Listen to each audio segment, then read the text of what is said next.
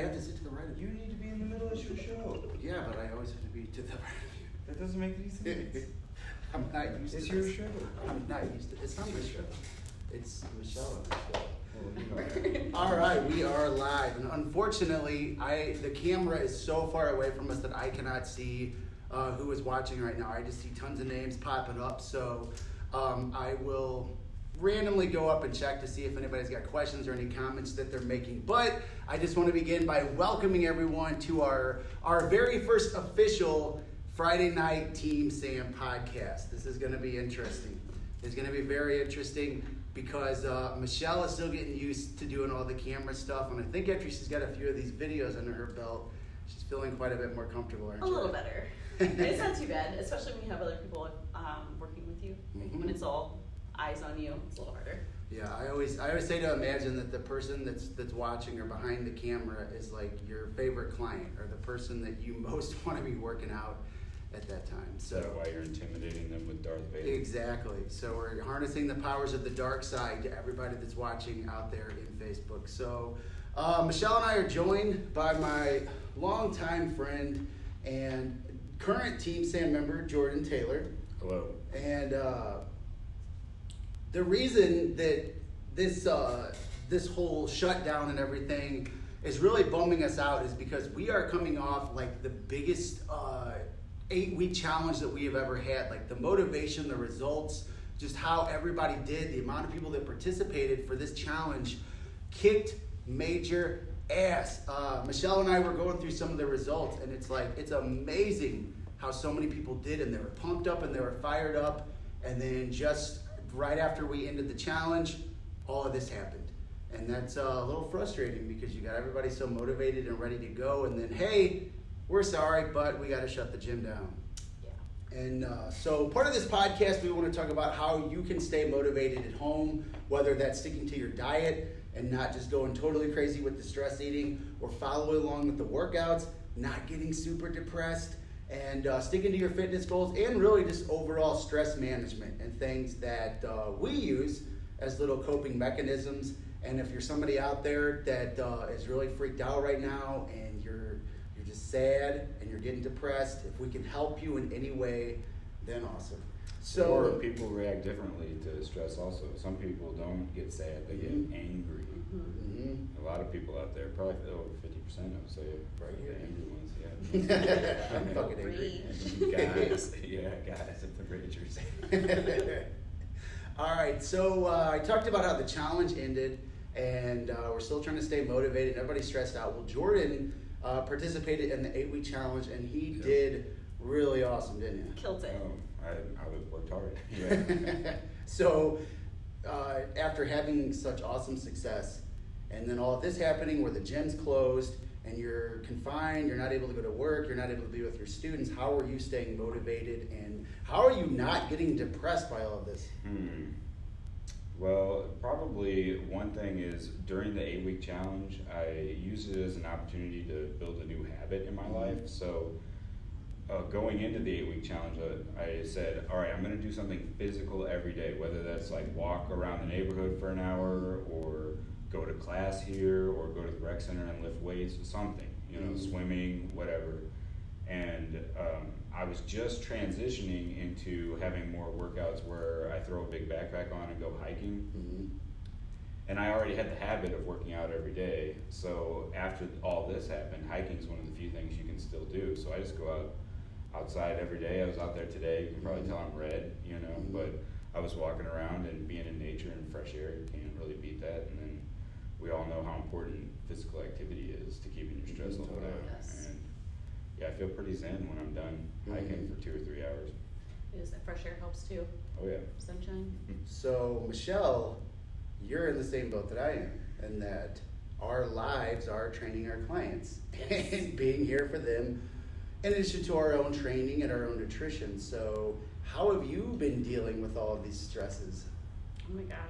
I feel like I've been talking to my clients a lot still through text, just to keep in touch with them, because I do miss them dearly. It is the main part of our lives. But for stress relief, I've been doing the same as Jordan, just getting outside, hiking a lot, spending time with friends and family. And, I don't know. Well, that's interesting. Before we started the video, we were talking about how much you're taking Abner out and doing things. So Yeah. this isolation time, how is this affecting him? So Abner is like me. We're both constantly on the go from one place to the next, and it's kind of bummed us out a little bit with not being able, because we have memberships to all different places. But we play outside a lot, and we play games. Like there's always something that we are doing, like an activity, just to keep our minds busy. I guess instead of getting that boredom, because that's what really drives me crazy. These kids are starting to look like 80s kids. They're actually I know, outside, it's riding great. bikes, It really is. talking to each other. Yeah. I left Abner outside. He was with someone, but he was riding his scooter outside. I love it. Yep, it's been very interesting, and one of the reasons I want to do so much video content and podcasts was because I thought, okay, well, with everything being shut down, with people being quarantined at home, not being able to get out, that they're going to be on their phones constantly and watching television. I thought this is a great time to grab their attention. But what's cool is actually the opposite is happening. Like I was driving through my subdivision earlier, and it's like the amount of people and families that are outside sitting across the street from each other, and you see kids running up and down. It's like, wow, who would have thought that telling people to shut down and stay in is what made them maybe set technology down and get out and be active? I think that's too optimistic. I think they just have more free time. Sure. So they now are like, man, this phone. I had a student that said, the game got boring. Meaning the video game system. It's too much. Yeah, and so I think that's why you're seeing people pop outside, is because they're still doing this. It's just not as or they can't fill their whole day with it.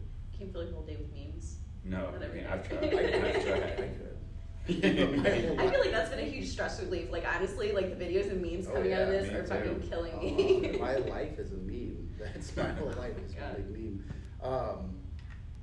But that makes me think, so when you take like social media, it's like a dopamine rush. When you get on Facebook and you get on Instagram and you check your social media and you've got a like or you've got a notification, it's like that gives you that good feeling. You get that little dopamine rush. So maybe what's happening is normally where people would be filling this outside time with their careers, their work, and whatever else they used to be able to go do, maybe they were just on social media so much that you don't get that dopamine rush. Like you hit that drug too many times, and now you need something else to fill it. That's a good point. And they're starting to see like, oh, hey, going out, being active is making me feel good. Like I'm getting that little hit of dopamine, that little bit of good feeling. Definitely see that. Yeah. So there's definitely a silver lining to all this. So once it's all done and we're all able to get out, maybe people will realize how important it is that they are staying active and getting out and doing things, and not just sitting on their phones on a Friday night and watching personal trainers and teachers talk about what it is that apparently they're not doing. I predict it will go the way of the car American flag did after September 11th. Yeah. Right now, everybody's like, oh, we gotta, do this and that. 2.5 months, dude. Watch. Everything's gonna be back to normal. That's what I said. I was like, you give it 4 weeks, and at some point, people will just be bitching about the election again. And, well, what I thought was interesting was how, when all this went down, and there was all this chaos and all this hysteria, and the government comes in and says, hey, we all need to stay inside. We need to follow these CDC guidelines. And then finally, last Sunday, the city came in and said, okay, we're shutting stuff down. You're not supposed to be leaving your house. Only essential businesses can stay open. During that time when all this lockdown was happening and Corona was really making headlines, the weather was shitty. It was like gray outside, it was raining, it was dark, like it was just really shitty outside, it was cold. And I think that so many people associated the weather conditions with the chaos. It made it feel more real. 100%. And then what happened was yesterday, it got sunny, the weather got better, and people were just like, oh, it's over. It feels like, oh, this is all done. Let's get out and start playing. It does feel a little bit like that.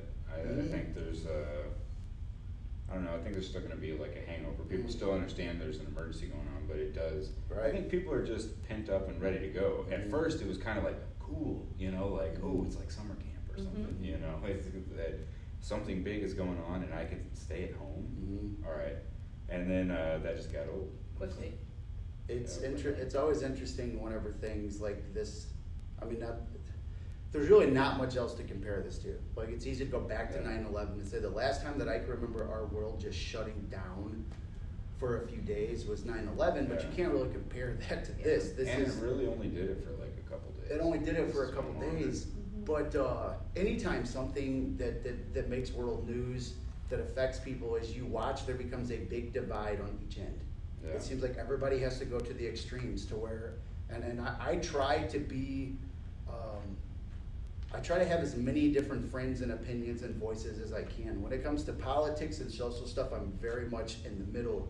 And so I have a lot of very liberal friends. I've got a lot of very conservative friends, but what I see is that they tend to go to the extremes on issues. Mm-hmm. So if we were just talking about some everyday political shit, it's like they would each be as far to one side as they can. And on this, that's what I'm noticing a lot, is that one side pretends like this is nothing. That they try to be these cowboy mavericks that are like, this coronavirus is just the flu. This ain't fucking nothing. I ain't scared. There was this lady, and then there's the opposite side. That did exactly where we're like, we're gonna die. The opposite side, it's like they're like, we're dying, and they pretend that this is like cancer in the air, and that it's The Walking Dead, and that if you even look at somebody that has symptoms, that you're going to start melting. And it's crazy how the hysteria causes people to just push extremely far to one side. Now, some people are going to die, so that part's real.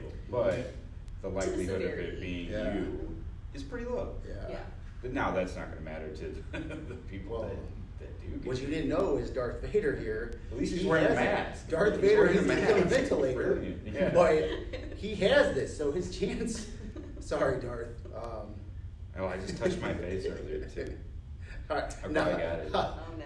There's gonna be a bunch of my friends like, I can't believe you're joking about this. I can't believe you guys are sitting All right, within 6 those feet of each people other. are stressed out. That's why they would get Stress spun up so easily, is because they're already there at the red line, you know. Uh-huh. And then it's not what we said that makes you feel like that. You were already spun up. Yeah, I have a few clients that I work with closely here, and they have really bad anxiety. And like as soon as this happened, and it was that grayness, and they said the same thing. They're like, if the sun was out, it would be just so much better. But their anxiety like shot through the roof. Like one girl came in one day, she's like, I'm losing my fucking mind. Like blah blah blah. Like she's great in the challenge. I'm not gonna call her out, but you know what I'm talking about right now. It's doing fantastic. So I hope you're still feeling great out there.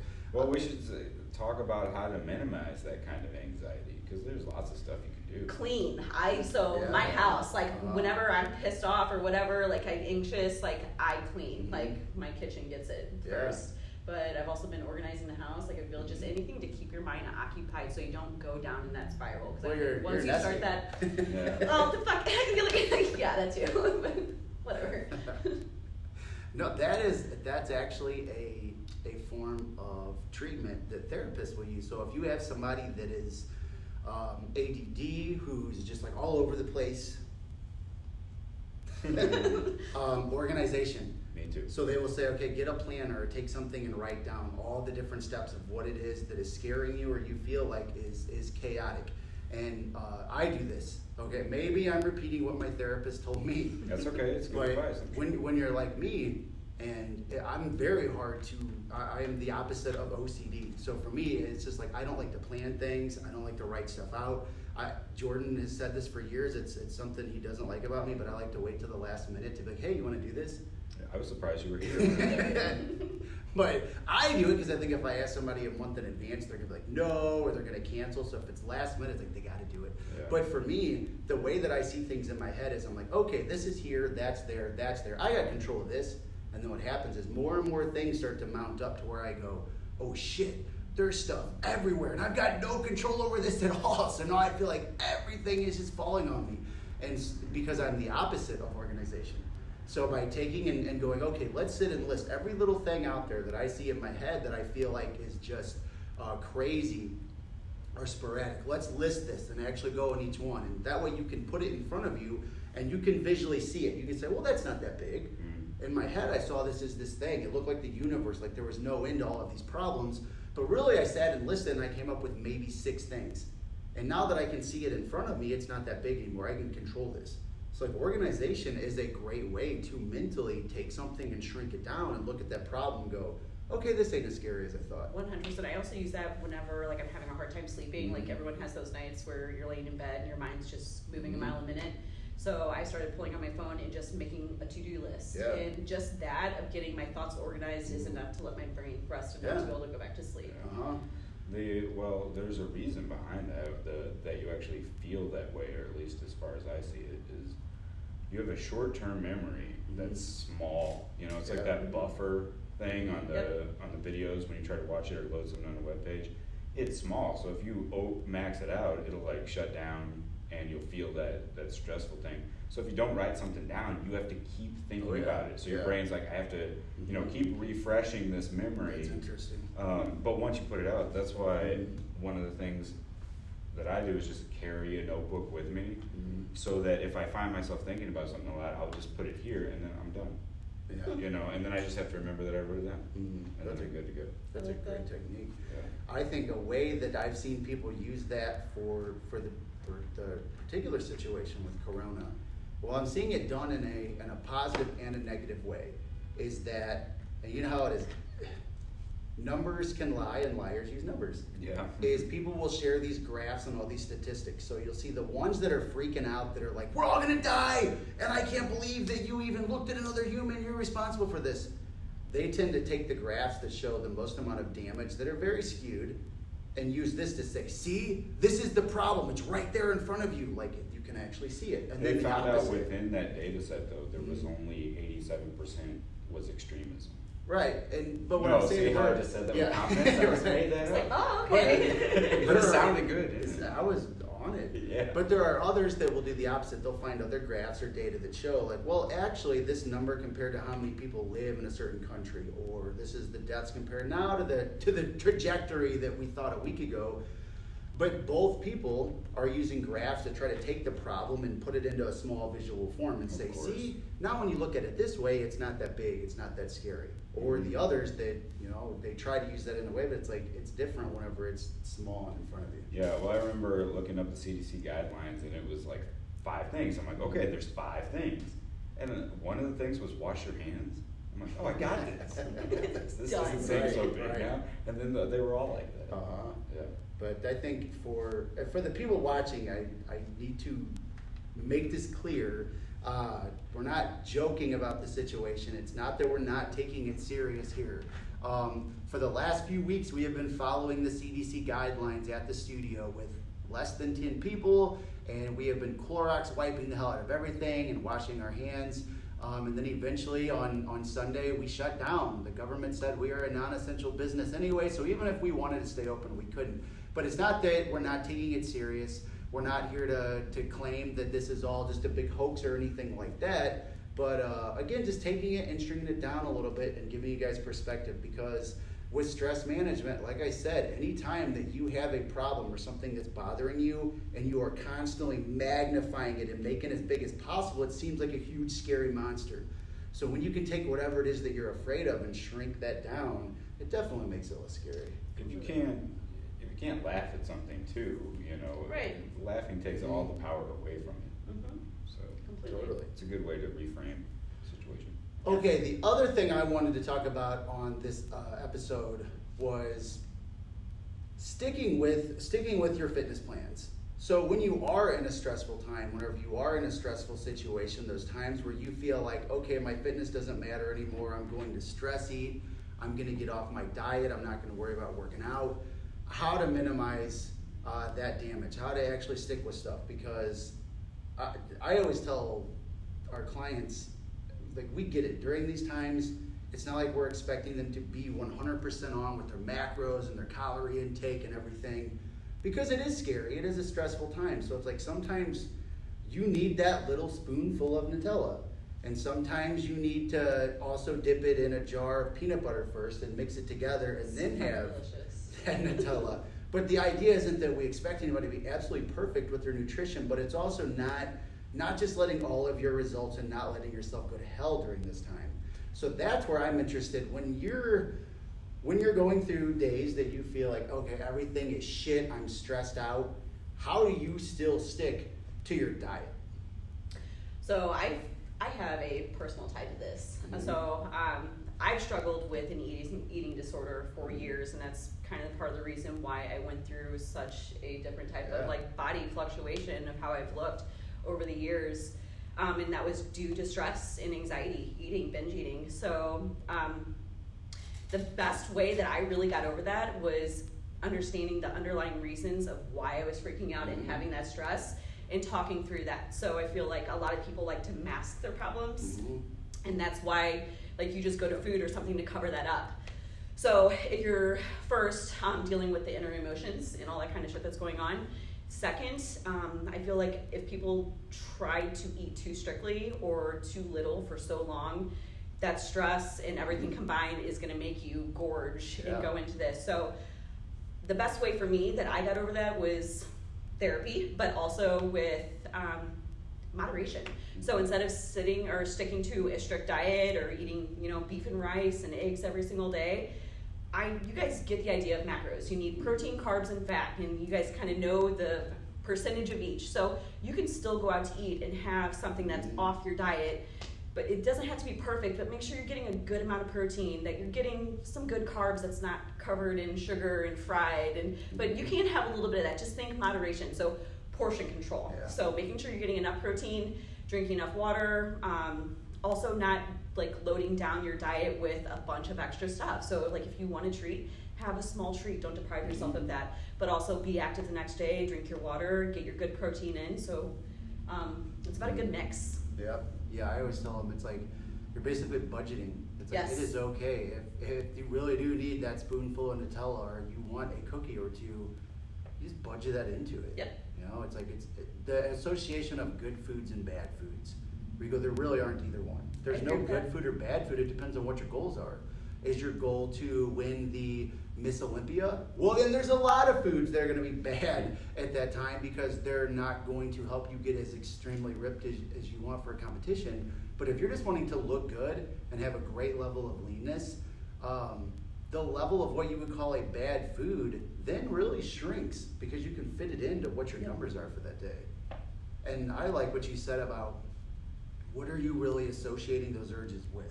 Yes. So when somebody is like, okay, I'm stressed out, this Corona thing is scaring the hell out of me, I feel like I have to sit and eat a whole bag of Doritos and then after that go to the ice cream, there is something that they're taking a fear mechanism and replacing that with the idea of hunger. Yes. They're just like, okay, I think I'm hungry, so I gotta have this.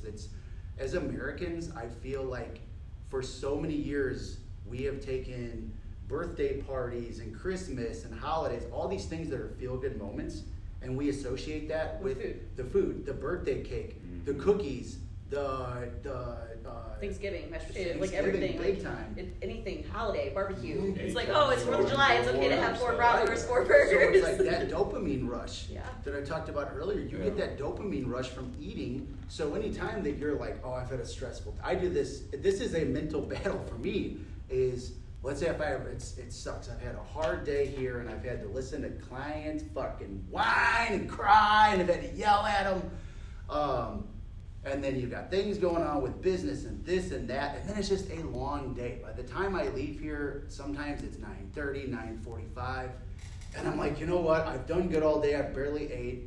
Oh, if I go by Taco Bell, I would go home and feel great and veg out. And I'm telling myself, I'm literally telling myself, this is the only way to unwind and feel better. It's like there's this other voice in my head that's stepping in that's going, hey, it's like, I always think of it as like in the cartoons we have the devil and the angel, and they're on the person's shoulder, and the angel's saying to do the good stuff and the devil's saying to do the bad stuff. It's like there's the big fat version of me that's like, hey, only way you're gonna feel any better is to go by Taco Bell, get a couple cheesy gordita crunches, and 3 soft taco supremes, and I'm gonna go through the whole menu of what I eat. But it's weird, it's like, whoa, what is this voice telling me that this is the only way that I can leave here and feel better? Well, I think that the idea that there's only one me in here is a very childish idea. Completely. But there's tons of people stumbling around there in the world that think that way. There's I am this, I did this, I thought that. No, there's more than one of you in there. Definitely. There's the you that wants to eat that fucking cookie right now. Excuse me, I'm sorry. No, that's fine. And then there's the you that regrets it immediately after you take the last bite. So you have to try to stack the deck in favor of the second person. You're always feeding that angel or that devil. Yeah. It's fun. I was having that talk just recently with someone about how I think the biggest thing that we do with as trainers is we show people what they're capable of. We show people, many times we show people who they really are.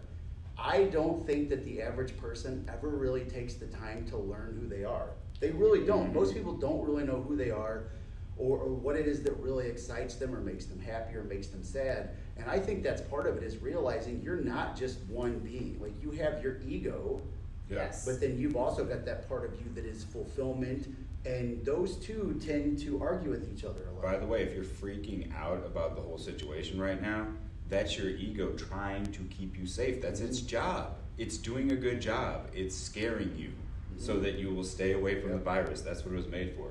But you can learn to turn it down a little bit if you need to. Okay, so there's an example of dealing with something. So Michelle has always been camera shy. Now you guys, you see I put tons of video content out. Part of it is to feed my ego. I was a professional wrestler for 15 years. I love talking shit to the camera. That's what I did. This is one of my ways of fulfilling my ego, that part of me that wants to perform. And sometimes it's yelling at clients, sometimes it's yelling at the phone. But Michelle has always been camera shy. She's always said, oh, I need time to do this. I gotta get ready. And now that we've been pushing these live videos, how nervous are you, and how do you deal with that nervousness? Because that's stress, that's fear and anxiety. I don't know. I feel like I'm just a shy person, and people are always shocked when I tell them that. But like I said, there's two people inside me, and there is like literally the personality that I bring to being a trainer. Honestly, is kind of like a show. Like it's an act. It's a performance. It's a performance. So that's kind of how I really have started to look at it like this, is that it's a performance. I had to put on that personality and just not even think about the fear. Like, you literally have to work through it and just say, like, fuck the fear and just move past it. That is me 100%. When I'm away from this, when I'm at home, I don't want to talk. I'm good with just to myself and drawing or watching something or being creative. But it's like when I'm outside of this, I don't like to talk. Like, I like to be to myself. To a point, like it's probably to a fault. But I guess I get all of that out of me by doing this. There's that performance side with it. It drains you, being so, I guess, for more, what's the word I'm looking for?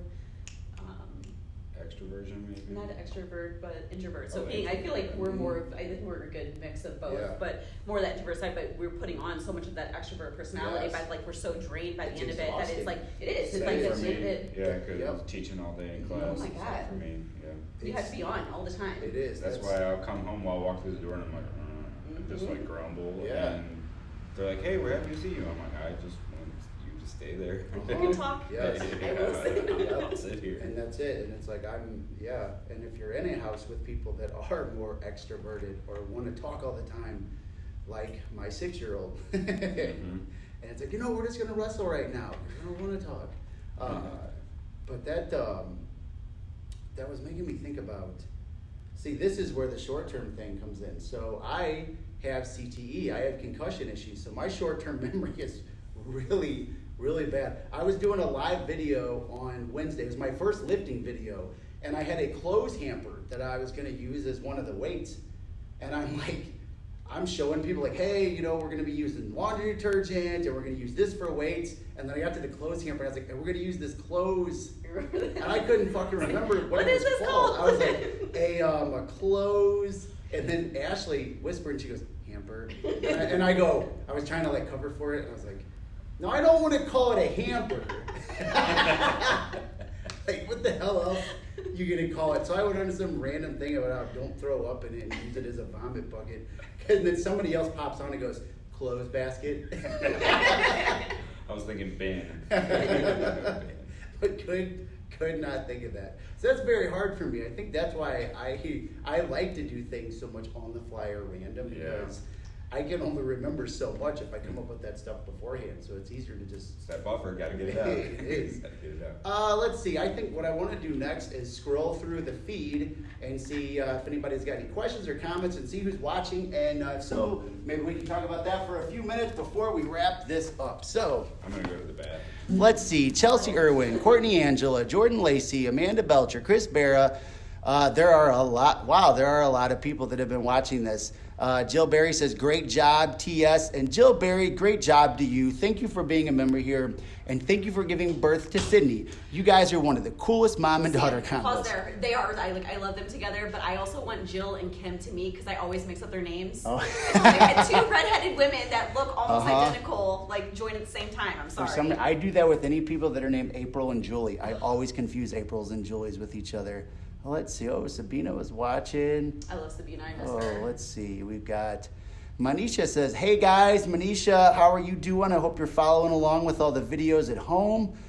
Let's see. Alyssa's watching. Bryn, Jen, Scotty. Wow. That's pretty cool that this many people watched. But when we do these, feel free to send us any questions or comments. So if you've got things you would like us to talk about or address, whether that's fitness, nutrition, or just really any other bullshit. Because the other thing I want to use this podcast for is to talk about the fitness industry. Because I think that is a huge thing that separates what Michelle and I do down here at Team Sam from most other places. And that is we are not full of shit. We are very real. And many times that comes out in the form of curse words or music that other gyms can't play. But I feel like we bring a level of reality to things that others don't. That's the one issue that I have with the fitness industry is it is very superficial, which sometimes means fake. And there's so much misinformation out there. There are so many things, so much advice that people give that comes from pseudoscience or just because so-and-so said this and they're a famous Instagram model. Or the worst is, well, hey, this bro at the gym does it, so that's got to work, right? And what we do is try to show people just because something works for one person doesn't necessarily mean it's going to work for others. And many times because of our genetics and how different we are biologically, something might work for one person that doesn't work for a whole population. So as we go into more of these, I would love to talk about like keto and other forms of training and just other stuff out there that it gets very misinformed. I feel like we do a good job of that, of being very real with people. Yeah. And sometimes it hurts their feeling, but you know what? You probably need it. Tough love. Somebody else puts something up there. So tell the truth. Did he scoot our chairs closer together while I was in the bathroom? Slightly, a few inches. I thought so. He likes Let's to get see. a little grabby He knows I'm a married man. Kylie says, I did Michelle's workout from Wednesday morning tonight, and it was awesome. Thank you guys for doing these online boot camps. They are a lifesaver. I've heard a lot of people that are doing them. I gotta know try that Pretty good. with our members that they're tuning in and they're following the workouts that we're doing that are exclusively for them. So for those of you that are watching free right now, this podcast and the Monday, Wednesday boot camps that we put out, this is for everybody. We're not making any money off of this. We're not charging for it. This is just our way of trying to reach as many people out there and provide them with either exercise or knowledge or a little bit of entertainment. But for the Feel Good Friday. Feel Good Friday. But for actual Team Sam members, they have private groups. So they have way more exercises and sessions with us that they get access to that the public doesn't. And it's been really cool watching how many are at home following along. So whether you call it virtual training or streaming, whatever, it's neat to see how many are following along with this. I always thought the idea of like doing video workouts that people wouldn't give a shit, they wouldn't watch it. You never got Billy Blanks? That's different. No, it's not. Because we're not doing Tybo. But That's it's a still totally different broadcast. market. It's still broadcast. That's a total, you gotta go, okay, what kind of people are we working out? What kind of No, I'm just saying the model of putting it on video. Don't go too far there. Richardson is. Yeah. I would teach that class in a heartbeat. But it's been really cool at how many people are watching these and how many are interacting and doing it at home. I know you're getting a ton of feedback from everything, the boot camps, the lifting classes. Yeah, like I love that people are using it and loving it. I think Amy Russ commented, she goes, I even got, she's like, Amy broke a sweat. Oh yeah, today. she was like, somebody else said, man, those lunges were burning my legs up. So it's cool because right now we're still able to service all of those members that have stuck with us, and they're helping us get through this, because as a small business, this is not easy. Remember, guys, we still have to pay our rent. We still have all of the bills. Just because the government shut us down as a gym, all the bills and all the things it takes to run a business didn't get shut down. So it's one of those where we're doing everything we can to accommodate member requests. But all the people that have stuck with us, we're trying to give all that back. Like, we still want to show you all of the value, to show you how much we care and keep you guys moving along with all the closed group videos that we're doing. So it's awesome how many are still participating in that. But it's been really cool when we're doing the free videos to see how many of our like Facebook friends and people we've never met that are watching and following along with that. Definitely. And that's gotta be cool, because, well, I'm sure that you've got a ton of creepers and shit like that that also follow along, and it sucks because it's a reality of social media, and you wish sometimes you could just reach in and crush some of those heads. But for me, it's like, okay, let's say if you have 4,000 friends or whatever, how many of those do you actually know? Most of them, probably not, because say 1,000 or yeah, under. you get 1,000 or under, they'd go, oh, well, they heard you're a trainer, or maybe they've got a friend that trains and they want to, but they're scared to go past that next step. So they send a friend request, they watch the content, but they never take that next step. Mm-hmm. And it's like, I think I have like 4,200 friends that I'm connected with them on Facebook. I've probably met 20 or 30% of those. The rest are people that just have always heard about the studio, but it's cool because they're watching all of these and they're following along and they're going, okay, I'm starting to get a taste of what they do out there. And I think that's really the purpose of doing these podcasts and doing all these lives, is so that we can just take what Michelle and I do here and start to show it to the rest of the community. And that feels awesome. I love it. I'm excited for these, obviously. Yeah. Yeah, I hope we can get some good people to come join us too. And not that Jordan's not good people, I'm saying, but You like, haven't seen him in costume more. yet. I Well, can't you wait. have. You saw him in costume once. At your fucking wedding. I'm also in costume now. You said we're What? talking about stress. I have a mellow hat and I have my burnout hoodie on. I'm stress free. What's up, bro? Got my beads on and everything. I love it. All right, well, we hit exactly 45 minutes. Guys, as always, thank you for supporting our brand. Thank you for supporting our training system and sharing our content and constantly watching this stuff and tagging people to it, because that is how we as a small business survive. So thank you all for watching, and we'll see you all again very soon. If you want to feel good next Friday.